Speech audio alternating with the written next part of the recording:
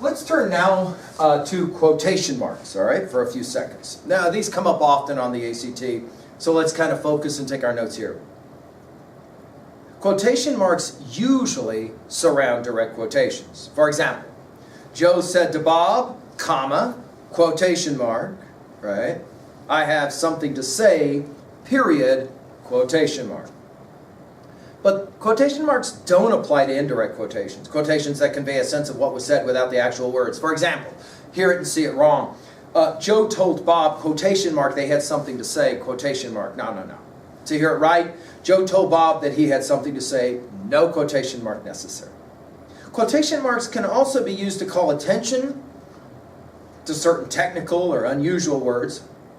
This may be where we get this when we're talking and we do kind of these rabbit ear quotation marks like this, right? It may be where it comes from. For example, begin your research by blogging, quotation marks around the word blogging, for a while. Quotation marks enclose the titles of poems, stories, chapter headings, essays, magazine articles, and other short works. Longer works, such as novels, plays, films, magazine titles, are underlined when they appear in handwritten essays and italicized when they appear in print. All right? You want to avoid using quotation marks to call attention to cliches, trite expressions, slang terms. You want to rewrite instead using fresh, original language.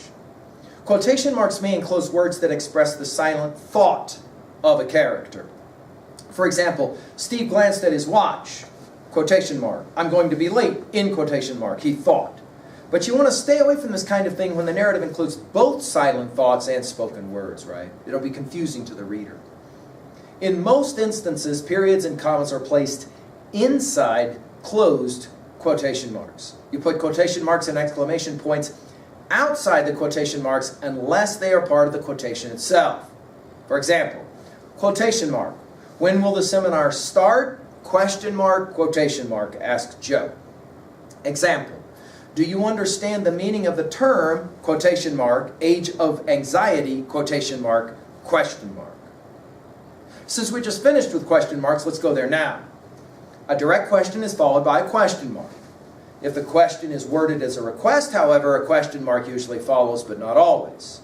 For example, would you please close the window does not need a question mark to follow them, right? No question mark should appear after an indirect question, a report that a question's been asked, right? For example, she asked me what time it was, no need for a question mark there. Let's make a final thought about exclamation points. You use exclamation points for conveying strong feelings, but think of exclamation points as a form of shouting, and most of the time people don't like to be shouted at, right? You rely on words, not exclamation points, to pump up your prose. If the exclamation point's part of a quotation, the quotation mark follows the exclamation point, right? But if the strong emotion belongs to the writer, the exclamation point goes outside the quotation mark. For example, as the tsunami approached, we were told, quotation mark, relax, it's only a wave, quotation mark, exclamation point. All right. So we've covered the major mechanics and punctuation issues that you might be tested on for the ACT. As we said above, these are not all the rules of grammar, mechanics, punctuation, but the ones most targeted by the ACT people. If you really want to improve your score on the ACT, you'll pay close attention to seeing how these rules are applied. Remember, most of the time you'll see mistakes where the rules are broken, right? Although, sometimes they'll show it correctly, and you have to hear it as correct, the leave as is option, right? The final part of this lecture now is to review the rules of capitalization. Like so much of what we covered in this lecture, you were probably taught this stuff long ago in elementary school, but if you've not reviewed it, it's possible that you've forgotten. The ACT folks love to test your knowledge of how to use capitalization, so let's focus for a few seconds, take some good notes to finish this lecture, all right? We're going to focus on 12 different times that you want to use capital letters, all right? Some of this obvious. We've said it already before. You capitalize first words of sentences, first words of direct quotes, first words of lines of poetry. Most of the time, obviously, look up E.E. Cummings as a classic example of how he does not do that, right? Now, this may include sentences that follow colons. For example, He, capital letter, had all the symptoms of love. He, capital letter, could think of nothing but Jill, capital letter, all day long. Never use the capital letter, though, for a word that follows the semicolon, all right? You want to capitalize proper nouns, adjectives derived from proper nouns. Victoria will receive the capital V. Victorian, Shakespeare, Shakespearean, all capital letters. France, French dressing, but you're not going to capitalize D dressing, right? You're not going to capitalize either French or fries when you use the term French fries. It's become a generic term now, by the way. You got to capitalize place names. North America, both get an N and an A. Mount Rushmore, get an M and an R, capital. You don't capitalize normally north, south, east, or west unless you're referring to a particular region of the country. They went camping in the west. West would here be capitalized. Don't capitalize a common noun that's not part of the actual place name. For example, you do capitalize the P and the C in Panama Canal, but not if it's used as the canal across Panama. They're only Panama capitalized, not the C for canal.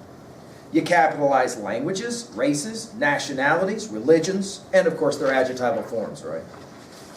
You capitalize organizations, institutions, brand names. For example, Automobile Club of America, you're going to capitalize automobile, you're going to capitalize club, and you're going to capitalize America, but not the word of, right? You're going to capitalize titles of persons that include rank, office, profession, when they're used with the person's name. Congressman Kelly gets a capital for Congressman and, of course, K for Kelly. Coach Simmons gets a capital for Coach and Simmons. Judge Judy, both J's capitalized. Lieutenant Smith, the L and the S capitalized. Also, the titles of high officials when they're used in place of the official's name. For example, the Secretary General, capital S, capital G. The Prime Minister, capital P, capital M. But by the way, notice that there is no capital T for the, right, of either of those. You don't capitalize titles when referring generically to the position. For example, the superintendent of schools does not receive a capital letter. The assistant librarian does not receive capital A, capital L. You're going to capitalize family relations, but only when they're used with a person's name. Uncle Wesley will receive capital U, capital W. Grandma Brewster, definitely capital G, capital P. You want to capitalize titles of books, plays, stories, articles, poems, songs, and other kind of creative works, right? So, The Grapes of Wrath, capital T, capital G, capital W, right? Again, notice, the articles, conjunctions, prepositions of less than 5 letters are not capitalized unless they appear as the last or the first words of the title. You're going to capitalize references to the deity and religious tracts. So, for example, God, capital G. Gospel, capital G. Torah, capital T. Quran, capital K. The Lord, capital L. The Prophet, capital P. Also pronouns referring to him or to her, and usually the H for both him and her are capitalized. You want to capitalize historical names, events, documents, periods. Battle of Gettysburg, capital B, capital G. War of 1812, capital W. Bill of Rights, capital B, capital R. Middle Ages, capital M, capital A. You want to capitalize days of the week, months, and holidays. Monday, May, Mother's Day. You'll remember earlier our comment about the apostrophe in regards to Mother's Day or Father's Day for that matter. The seasons are not capitalized, spring, summer, etc., unless given an identity such as Old Man Winter, where the O and the M for man and the W for winter are all capitalized.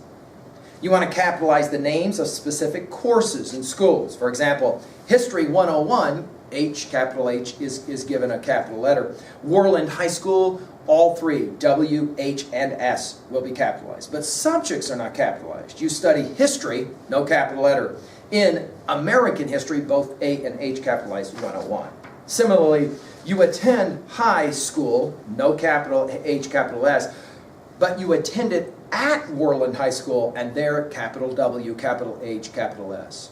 And then you go to college, no cap at college, at Columbia, if you're fortunate enough, capital C. Well, there you go. Those are the basic rules. If you really want to improve your score, you memorize the rules. Come back for our final lecture where we'll review the 24 primary pitfalls for students who want to avoid them while taking the English section of the ACT. We'll also comment on the reading and the writing sections of the ACT in our final lecture together. Thank you.